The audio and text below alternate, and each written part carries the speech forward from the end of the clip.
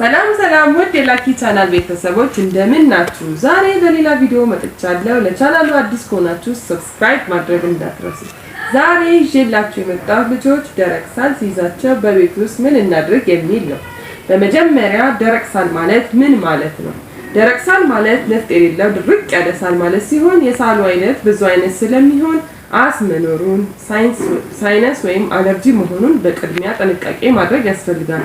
ነገር ግን ጉንፋን ይዟቸው ወደ ሳል የሚቀየር እንዲሁም በብዙ አይነት የተለያዩ የሳል ምልክቶች አሉ።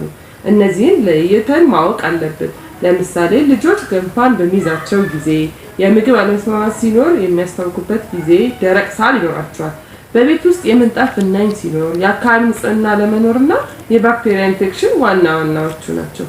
ስለዚህ ወላጆች የሳሉን አይነት ለይተን በማወቅ እንደየእድሜያቸው ጥንቃቄ ማድረግ አለብን። ከባሰ ወደ ሕክምና መሄድ አለብን። ልጆች ሳል ሲይዛቸው በቤት ውስጥ የሚደረጉ 6 መፍትሄዎችን እናያለን።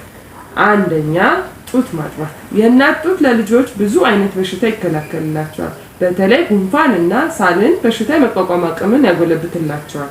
ስለዚህ እድሜያቸው ከ0 እስከ 6 ወር ያሉትን ህፃናት የእናት ጡት ቶሎ መስጠት ወይም ፎርሙላ ወተት መስጠት ያስፈልጋል። ማስጠንቀቂያ፣ እድሜያቸው ከ0 እስከ 6 ወር ያሉ ህፃናት በፍጹም ውሃ እና ጁስ አለመስጠት። ሁለተኛ ኦሊቭ ኦይል ወይም ኮኮናት ኦይል ማሳጅ ማድረግ። እጃችንን በደንብ ታጥበን ሲደርቅ ዘይቱን ሞቅ እያደረጉ ደረታቸውን፣ ጀርባቸውን እና ውስጥ እግራቸውን እየቀባን በደንብ ማሳጅ ማድረግ። ከዛ ሞቅ ያለ ልብስ አልብሰን ማስተኛት። ሶስተኛ የዶሮ ሾርባ መስጠት። እድሜያቸው ከ6 ወር በላይ ላሉ ህፃናት በተለይ የዶሮ ሾርባ መስጠት በጣም ጠቃሚ ነው። ይኸውም ጉሮሯቸው እንዳይደርቅ እና ሳልን ያስታግሳል። አራተኛ የቲማቲም እና የነጭ ሽንኩርት ሾርባ። ይህ ውህድ እድሜያቸው ከ6 ወር በላይ ለሆኑ ህፃናት በሽታ የመከላከል አቅማቸውን ያጎለብታል፣ እንዲሁም ደረቅ ሳል እንዳይኖር ያደርጋል። አምስተኛ ማርን መውሰድ ሙቀት ይሰጣቸዋል፣ እንዲሁም ሳልን ይቀንሳል። በአንድ ብርጭቆ ሞቅ ያለ ውሃ ውስጥ 2 ማንኪያ ማርና 1 ማንኪያ የተጨመቀ ሎሚ አድርገን መስጠት። ማስጠንቀቂያ፣ እድሜያቸው ከ1 ዓመት በታች ለሆኑ ህፃናት በፍጹም ማርን አይሰጥም። 6ኛ በጨው መግሞጥሞጥ ወይ ጋርግል ማድረግ። ግማሽ ማንኪያ ጨው በአንድ ብርጭቆ ለብ ያለ ውሃ ውስጥ በጥብጠን ጭንቅላታቸውን ወደ ኋላ አድርገን ጉሮሯቸውን እንዲግሞጠሞጡ ማድረግ። ማስጠንቀቂያ፣ እድሜያቸው ከ5 ዓመት በታች የሆኑ ይህንን እንዳያደርጉ ትንታ ሊኖር ስለሚችል እንዳያደርጉ መከልከል።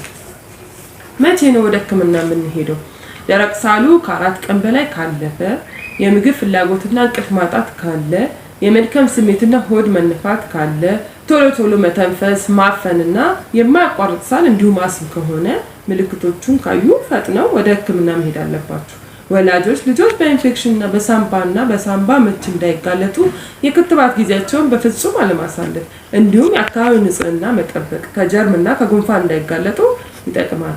ሌላው ልጆች ደረቅ ሳል በሚይዛቸው ጊዜ ምን አይነት ምግብ እንመገብ ወይስ መመገብ የሌለባቸው ምግቦች ደግሞ ልጆች ደረቅ ሳል በሚይዛቸው ጊዜ ምን አይነት ምግብ መመገብና መመገብ የሌለባቸው ምግቦች ምንድናቸው የሚለውን እናያለን። በመጀመሪያ ልጆች ሳል በሚይዛቸው ጊዜ መመገብ ያለባቸው ምንድናቸው? አንደኛ ስኳር ድንች በተፈጥሮ የሚገኝ ኃይል ሰጪ እና በሽታ የመከላከል አቅምን ያጎለብታል። ስለዚህ እድሜያቸው ከ6 ወር በላይ ለሆኑ ህፃናት የተቀቀለ ስኳር ድንች ፈጭቶ በወተት አዋህዶ መስጠት። ሁለተኛ አፕል ጁስ። ይህን ውህድ ደግሞ ውሃ ጥም እንዳይኖር ይረዳል። በተለይ ሳልና ጉንፋን ሲኖር ፈጭተን መስጠት። ሶስተኛ የሩዝ ውሃ። የሩዝ ውሃ ይህ ውህድ ልጆች ከ6 ወር በላይ ሲሆናቸው የሚወሰድ ሲሆን ልጆች በሽታ የመከላከል አቅማቸውን ያጎለብታል። ሩዙን ቀቅለን ሲበር ውሃውን መስጠት። አራተኛ የገብስ ውሃ።